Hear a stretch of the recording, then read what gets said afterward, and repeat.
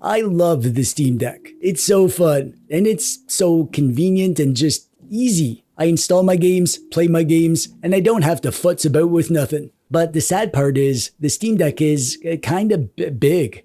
If only I had a little mini Steam Deck.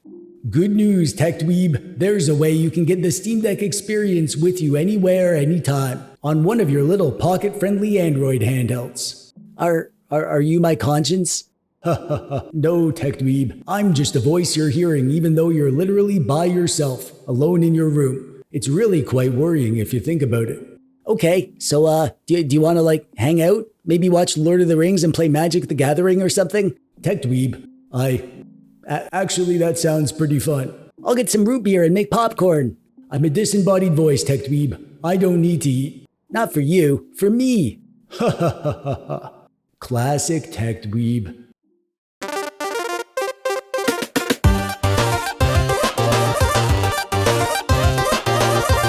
Hey there, how's it going? I'm TechDweeb, welcome. Thanks for clicking on the video today. Retro doodads are magical things. They can play your old favorite retro games, of course, so you can relive the good memories, the bad memories, the sorta in the middle memories. They're kinda like a gateway to the history of retro games that fits in your pocket and you can bring around with you anywhere. The store, the skate park, those are the main two, but other places probably as well. And the Steam Deck is a magical thing, or PC handhelds in general, I guess. On this one device, you get access to the vast and varied library of Steam games, all the shiny new games that everyone loves, all the indie darlings, and older PC games from your backlog. You get all those games on a handheld that you can sit with on your couch, or your friend's couch, or your friend's friend's couch. Wouldn't it be amazing if we could get the best of both worlds? A pocket-friendly retro handheld that also could play Steam games like a Steam Deck.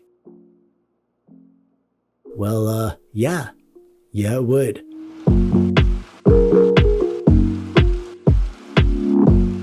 This is my little mini Steam Deck. Not literally. It's a Ioneel Pocket Ace that I turned into a Steam Deck sort of thing. But for all intents and purposes, this is a Steam Deck to me. I play the same PC games on here that I play on my Steam Deck. It's given me the same ability to crush my Steam backlog, and it lets me take my entire collection of lovely indie games with me on the go. How is this even possible, you ask? Well, unless you've been living under a rock, in which case you're a worm and you don't understand a word I'm saying. Unless that, you've probably heard that you can run PC games on Android devices now. There are apps like WinLater and GameHub and GameNative and Scooble Pooble a Go-Go. I made that last one up. Apps that give you access to your PC games. It's kind of magical how well this works. You can just log into Steam or Epic or GOG and you download the games you own. They're automatically installed and you just run them and they boot up and mostly just work. I say mostly because, just like on a Steam Deck, there are games that might need a bit of tinkering, which we'll talk about, but most games will work with no tinkering needed. You also get demos and family share games, you get your DLC and cloud saves. It's all done for you. You just have to pick what to play and play it. It's easy as heck. And we all know how easy heck is. But here's the thing with these Android doodads. Along with the Steam games and the Android games and the retro games, you also get all the other conveniences of Android, like the crazy good battery efficiency. Lots of these Android handhelds are all-day devices. They just last forever. And they often have fast charging, so it's easy to top them up. You get an amazing sleep mode. You can tap the power button while you're playing anything, and the doodad goes to sleep and barely touches the battery, and then it wakes up in like 0 seconds, and you're right back where you left off.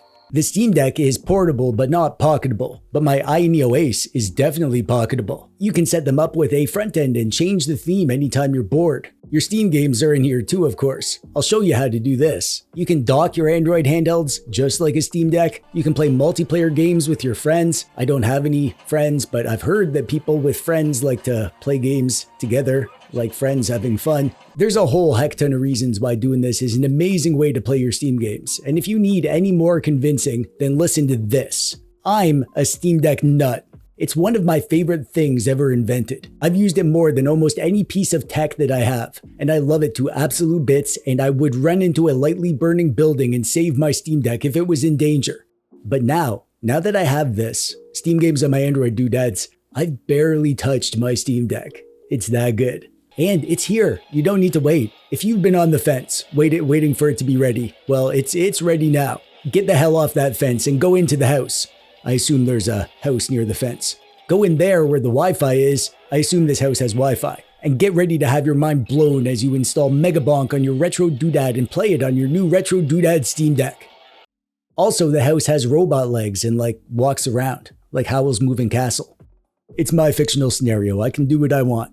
We'll get into how to set this up, but first, let's cover what you actually need for this. And all you really need is an Android-based retro handheld, but you'll probably want something with a bit of power. There are some simple indie games that'll work on almost any doodad, but most stuff will require at least a bit of juice to get running. I'd say if your device can't play GameCube games, this probably won't be worth doing.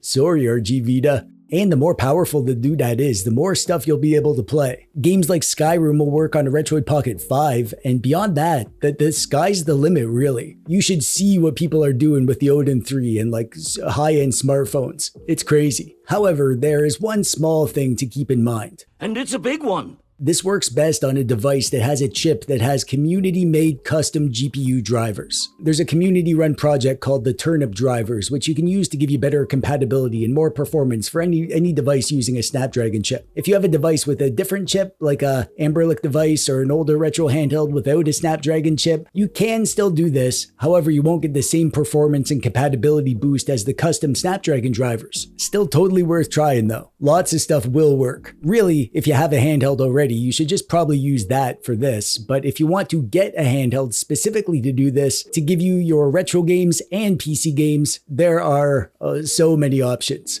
I'll link to all these devices and my review videos in the thingy below, but the ones I'd recommend would be the Retroid Pocket 6, which is the new king of the bang for the buck handhelds, or the Ein Thor, everyone's favorite dual screen flippy screen doodad, or the Odin 3 if you want to have the best of the best performance. But most of those devices are big enough that they're not all that much more portable than the Steam Deck itself. And the reason I'm loving this, and frankly the reason I'm making this video, other than my need for constant approval and validation that I'm not wasting my life tinkering with tech toys like a 40-something-year-old child, please leave your validation in the comments. The main reason I'm loving this is because of these two devices, the iNeo Pocket S Mini and the iNeo Ace. These are truly pocket-friendly devices. These doodads are just legends in my life right now. I was so excited to share this because it's so neat. I just think they're neat. The Ace is my favorite device for this right now. It's a 3:2 ratio screen, which is the perfect middle ground for both 4:3 retro stuff and 16:9 stuff, and lots of PC games aren't stuck at 4:3 or 16:9. They'll run at the full 3:2 ratio that we have here on the Ace. The Pocket S Mini has some added benefits though. It's smaller, thinner, lighter, and it's 4:3, so it's more ideal for retro games. And I also love that the Pocket S Mini docks perfectly on my cozy retro corner CRT monitor. Playing PC games on this monitor is kinda lovely, but also kinda weird. Like me! I also intend to make a video about this topic.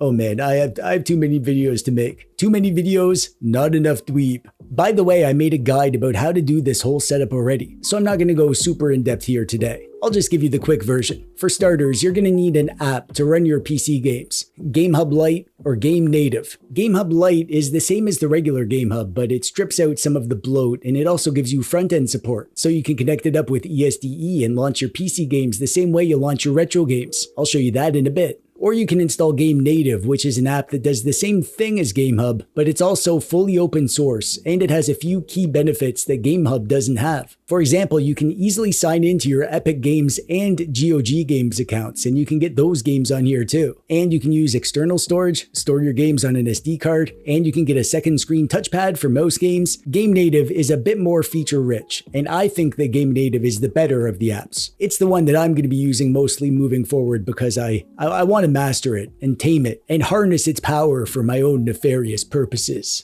by which I mean Megabonk. However, I'll link to two videos for you right now if you need a hand with anything. My video that basically covers this whole process with GameHub Lite, and this video by the creator of GameNative. He covers all the GameNative settings if you need help getting your games working.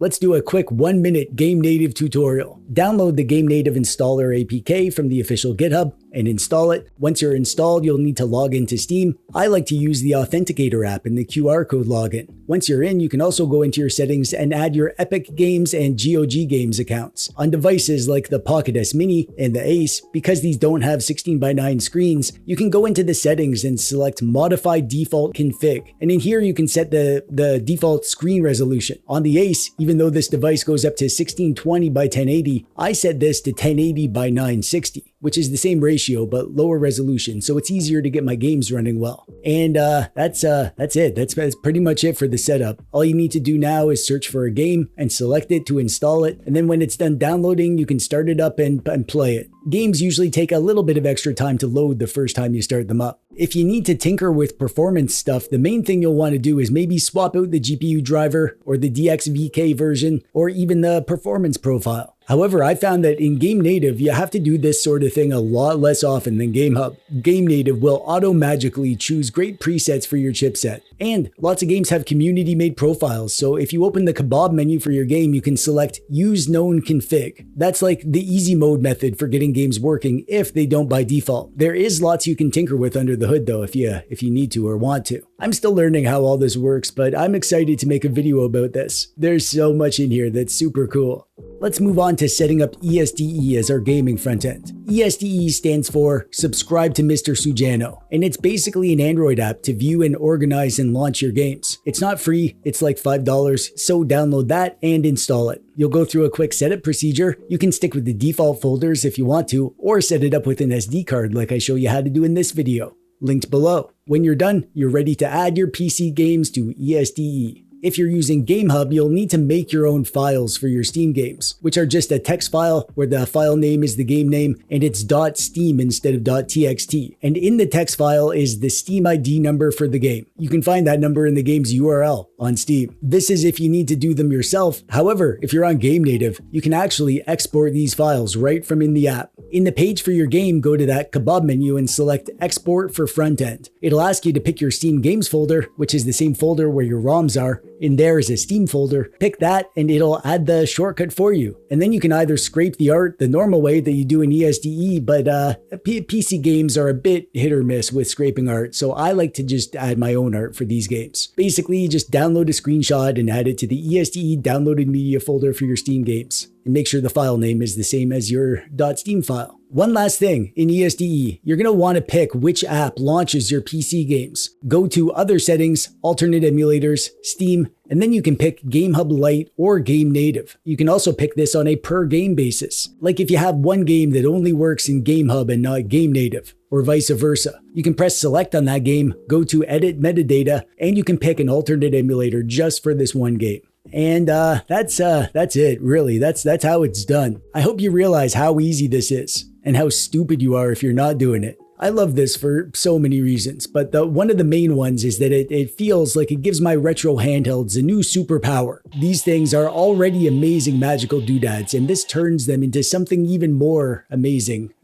We always say, just get a Steam Deck, but now that this is a thing we can do, maybe that doesn't actually apply anymore. Maybe this is enough of a PC gaming device for lots of people. It basically makes Android doodads more valuable. Also, importantly for me, this has done what the Steam Deck has done, which is giving me an easy, lightweight, fun device to crush my backlog. I'm nuts about indie games, low-spec retro-style indie games. These are like some of my favorite kinds of games to play, and I can play all those games on these things. This has me actually playing a lot more games, because it's so quick and easy to grab my retro doodad and continue where I left off in whatever game I have on the go. Docked mode is also kind of lovely. I usually have to bring my Steam Deck to like family gatherings, for instance, specifically so we can play Shredder's Revenge or Jackbox games. The last time I went, I skipped the Steam Deck. I had my Ein Thor with me, so I just used that to play Jackbox, and it worked amazing. And playing 4x3 PC games on my retro monitor with my Ioneo Pocket S Mini kinda unlocks a hidden retro mode for these games. It's weird, but so am I, and I love this.